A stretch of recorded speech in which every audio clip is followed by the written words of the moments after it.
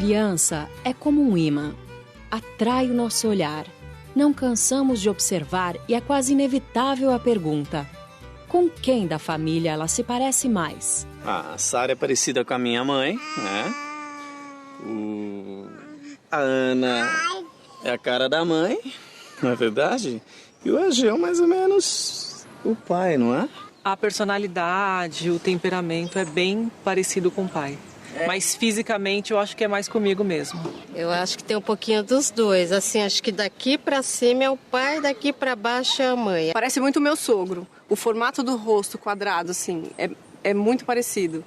E andando de costas a gente também vê, é o mesmo estilinho. Elas parecem, bem, meu pai puro, né? A Chloe começou recentemente agora a ter um pouco mais de perfil. Começou a virar um pouco mais pra mim. Mas a Estela não tem nada. Não tem nada de mim. É uma mistura até um pouco da minha mãe e do meu marido. Assim como as feições, a estatura e até mesmo alguns comportamentos que herdamos dos nossos pais, certas doenças também podem ser transmitidas pela herança genética. Hoje já é possível evitar que essas doenças se manifestem e uma das formas é o aconselhamento genético. As semelhanças entre parentes não é exclusividade de nós, humanos. Acontece com todos os seres vivos, de um simples micro-organismo ao rei dos animais, incluindo as plantas.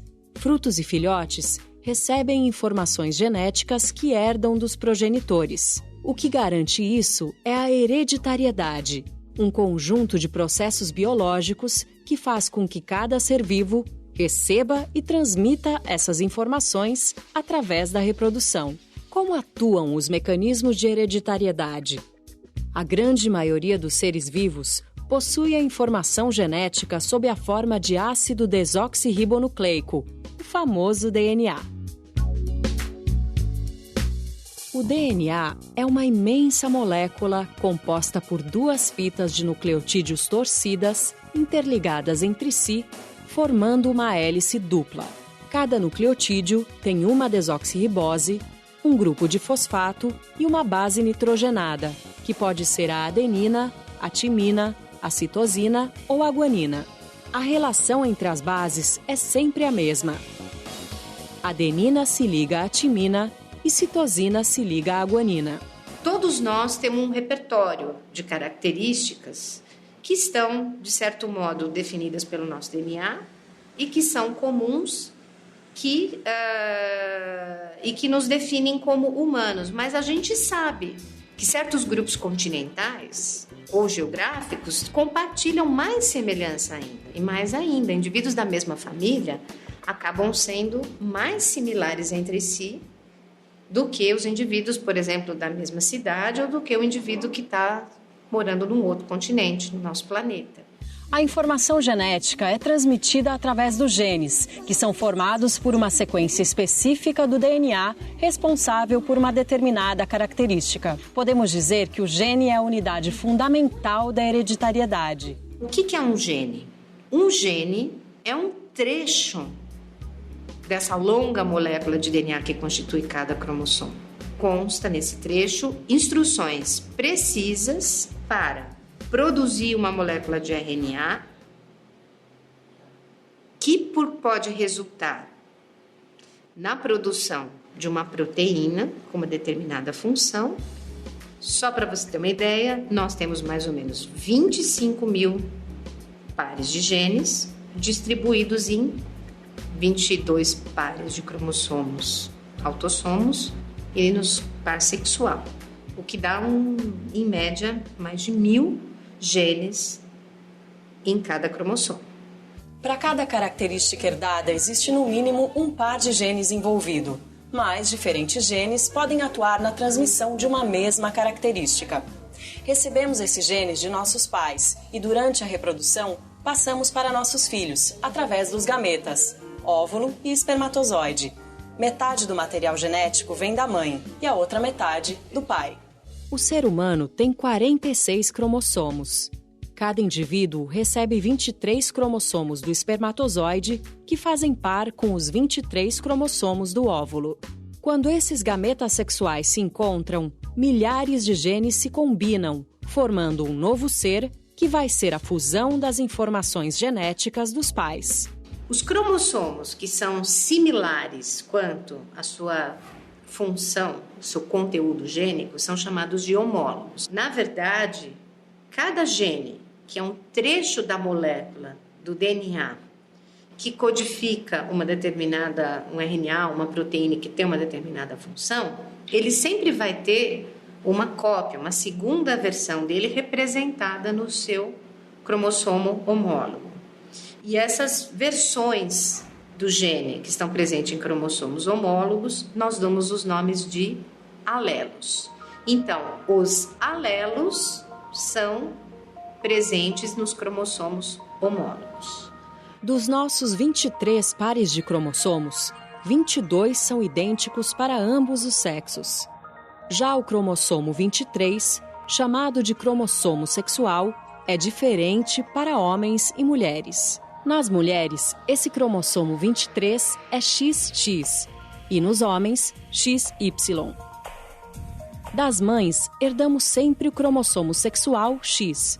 Dos pais, podemos herdar tanto o cromossomo sexual X quanto o Y. Portanto, na união do espermatozoide com o óvulo, podem originar-se 2 tipos de ovos. Se o espermatozoide tiver o cromossomo X, juntando-se com o cromossomo X do óvulo, vai nascer uma menina. Se o espermatozoide tiver o cromossomo Y, com o cromossomo X da mãe, vai nascer um menino. Ou seja, o sexo do bebê depende do cromossomo que vem do pai. A estatura dos seres humanos é definida provavelmente por um sistema complexo que resulta do efeito de muitos pares de genes simultaneamente. Não é uma característica determinada por um único par de genes, é determinada por algumas dezenas de pares de genes. Então, os indivíduos que tiverem uma coleção de alelos nesses pares de genes mais favoráveis ao crescimento tendem a ser mais altos do que os indivíduos que herdam uma coleção de genes não tão predisponentes a um grande crescimento. Que ainda que eu tenha um repertório genético que me dê pleno potencial para crescimento, que talvez esse crescimento não vai se manifestar completamente se eu tiver uma forte restrição nutricional na minha infância, se eu for acometido por uma sucessão de doenças que possam retardar meu crescimento, ou ainda eu talvez não tenha sido submetido a uma atividade física adequada e talvez isso vai influenciar o resultado da estatura final do indivíduo. Do mesmo jeito que a cor dos olhos, da pele e dos cabelos, algumas doenças também são hereditárias, transmitidas de geração em geração. Essas doenças passaram a ser melhor conhecidas e estudadas com os avanços da biologia molecular. E o caminho para saber sobre o risco de ser portador de uma dessas doenças é o aconselhamento genético. O aconselhamento genético é um processo pelo qual a gente passa todas as informações para as pessoas relativas aos seus genes. Então a gente explica se tem alguma doença genética, como é essa doença, como ela vai progredir, como pode evitar que essa doença passe para os seus filhos ou qual o risco que isso pode acontecer e algum tipo de prevenção para algumas coisas que podem acontecer no caminhar dessa doença. Para a gente poder oferecer para uma família uma probabilidade, um risco confiável de que vai acontecer uma doença genética, a gente tem que investigar muito bem a história dessa família. Então, o aconselhamento genético ele tem uma primeira etapa, costuma ser uma primeira sessão, onde é levantado o histórico da família e o histórico da saúde dos pacientes e dos indivíduos dessa família. Depois de obter informações sobre a saúde dos pacientes e suas respectivas famílias, os especialistas desenham um heredograma. Heredograma também é conhecido como árvore genealógica de um indivíduo. Na verdade, é um desenho que mostra como é a sua família. Então, de uma maneira mais rápida, eu consigo bater os olhos e ver como é a representação da sua família. Por exemplo, aqui, olha, eu trouxe um para a gente mostrar. Tem alguns símbolos que são básicos. Então, o quadrado é sexo masculino, homem. O redondo é sexo feminino, mulher. E essa linha que os liga significa casamento. A partir do casamento, nós temos os filhos. Então, aqui nós temos a nossa linha de filiação. Então, aqui nesse caso, nós temos um casal com 2 filhos, um menino e uma menina. Essa filha, ela já é casada e tem 3 filhos, sendo que esses filhos aqui, ó, que são ligados de uma mesma linha, são gêmeos. Tá? Então aqui seriam, veja como batendo o olho você já sabe exatamente quem é parente de quem e como é esse parentesco. Bom, eu trouxe para mostrar aqui para vocês um caso real nosso, do nosso ambulatório de oncogenética. Então veja, aqui é uma família mais extensa, onde a gente tem em vermelho indivíduos que são afetados por um tipo de câncer específico do intestino, que chama câncer coloretal. Então veja, o que só de bater o olho me chama atenção nesse heredograma, que eu tenho muitos indivíduos afetados por esse tipo de câncer nessa família.